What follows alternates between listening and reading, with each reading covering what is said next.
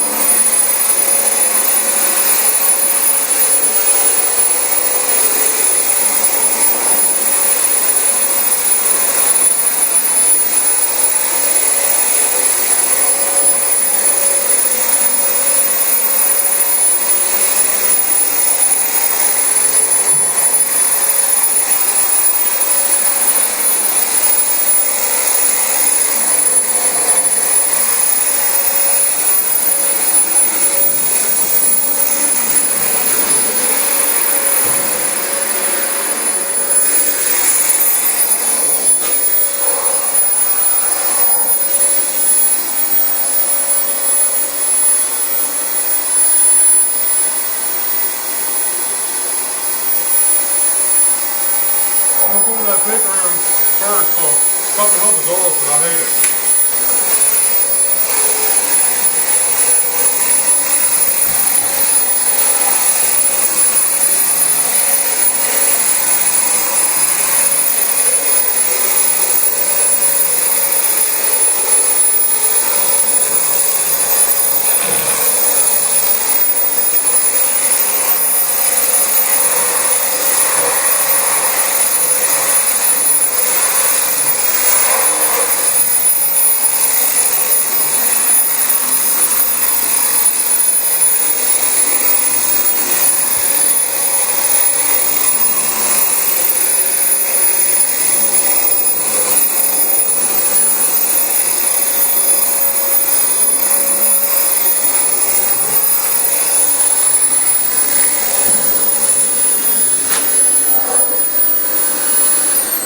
I'm gonna move the cord real quick. This is some good fluffy carpet after we cleaned it.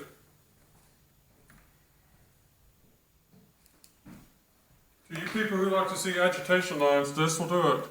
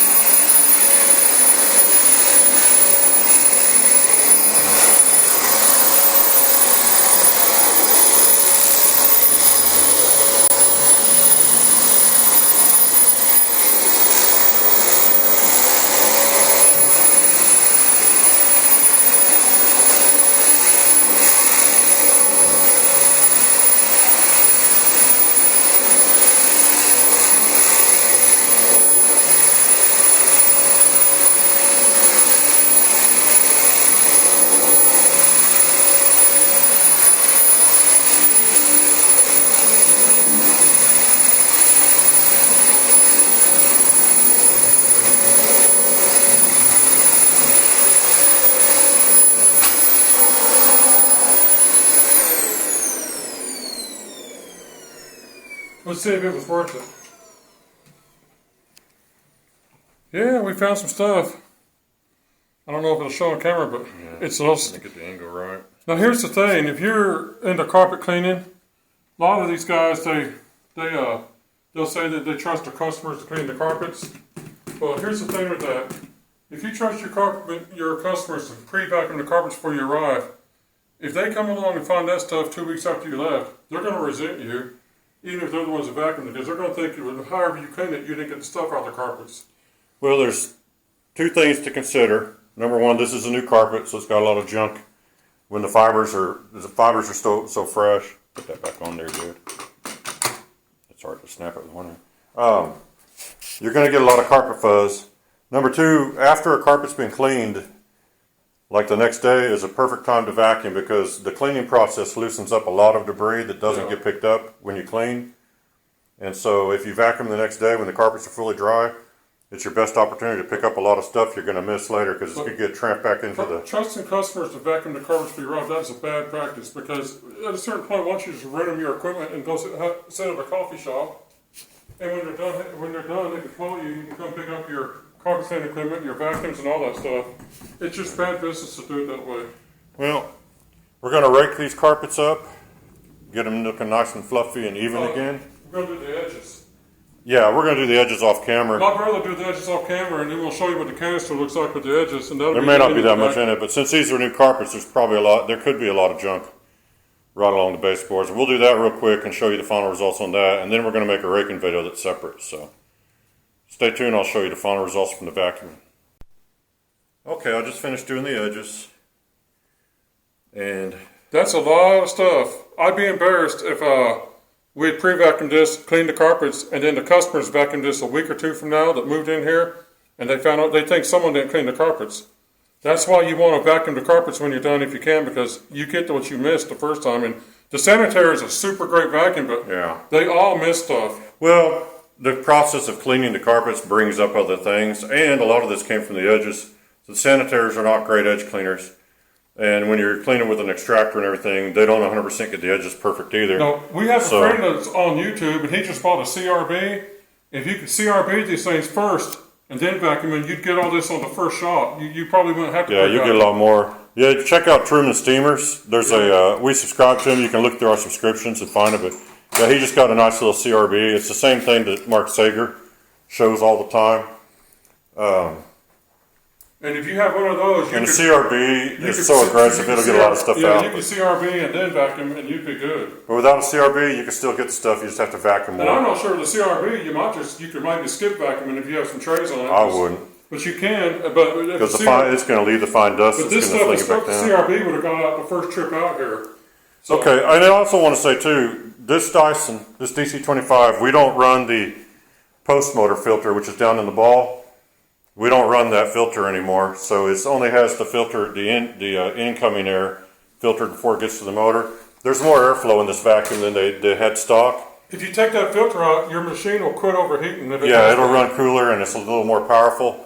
And these are thick carpets, and I saw he was struggling to push it a little bit on some of them. It was pretty hard, and this is probably a 30-minute video possibly? Maybe. Of constant use. The machine didn't overheat. I overworked, but the machine's fine. But there were a lot of bad reviews on the DC25, especially when they were brand new and people were getting them. And the honest truth is, this thing picked up stuff that the sanitary left behind, and sanitaries are well known for being good deep cleaners. So anyone who tells you the DC25s weren't that great a vacuum, they may not have given it a fair shake, because they actually do really good. And this one's been going since 2011, so it's 6 years it's been running. So, and it's still going strong.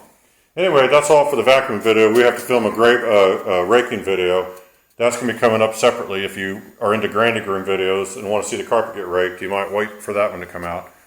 Otherwise, thanks for watching this video. We hope you enjoyed it, and see you next time. Alright, a lot of people wanted to see another grinding room video, and this is a dirty grinding room that we should have cleaned before the video, but it still works. And we're going to show you how it does on raking carpets.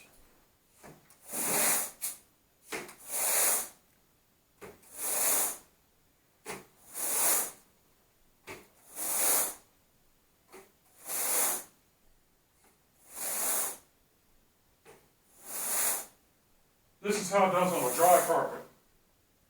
We did one yesterday on a wet carpet, so. Yeah, we washed or cleaned the carpets yesterday. We came back today to post vacuum. And so we're going to re-rake the carpet, get all our footprints out. All right, let me sneak out of here. This rake look is the look we like to leave all our customers with. Yeah, in this room, there's kind of blown out because the sun's coming in through that window. It's kind of maybe hard to see what it's doing. When we get into these other rooms, you'll be able to see it better. The thing I like about this rake is we used to use a different type of a rake, and you could tell which direction you'd raked from. This rake kind of stands all the fibers up the same direction, so it's not so important which direction you rake from. So, and it's really hard to do a whole room and not to have to change direction a little bit, because you've got to rake your way out.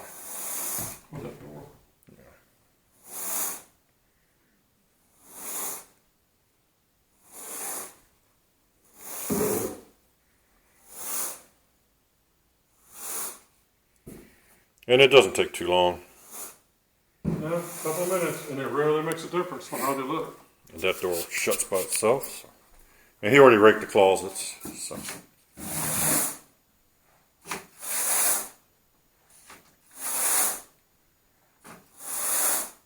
Now he's raking in the same direction as the last passes he made with the vacuum. So you don't see the results as much as if you were raking basically across the grain that you left when you vacuumed last, or if you cleaned with a machine. And I don't have no reason for raking this way. I just am. You can do them any way you want. Well, there's a seam right where he's putting the rake. There's a carpet seam right about there. And so that's going to make it look like he's left a mark behind, but it's actually just where they seamed the carpet at. It sure is. Someone cut the carpet badly once.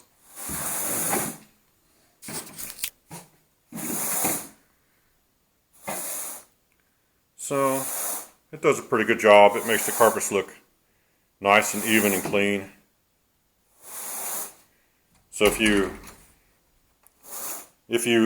want to know some other uses for these things, they're really good to use right before you have company. Well, you use them right if you want to just quickly make the carpets look nice. If you have company coming over and you don't want to whip out the vacuum.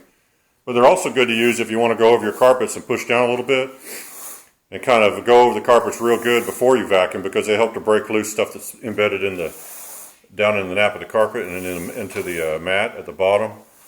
And if you run the rake forward and backwards, it's a little more aggressive. We've had a whole bunch of people buy these off our Amazon link, and they all love them. Yeah. No one's ever been disappointed they bought one. Nope. If you're not a carpet cleaner, they're good just to have at your own home. Like I said, before you have friends over, you can do a quick raking on your living room. And it's good exercise. Oh, it's real fast. Now he's not pushing down very hard with the rake. I usually do, and so a lot of the lines you're seeing, they're left behind from vacuuming. You can actually go like forward instead. Yeah, and it's more aggressive. You can make different patterns if you want to. You can make a checkerboard pattern if you want to in your carpet. If you practice, you can. We don't do them because this place likes the carpets to be completely uniform, so that's what they did. But we can make checkerboards or a sawtooth if that's what people want.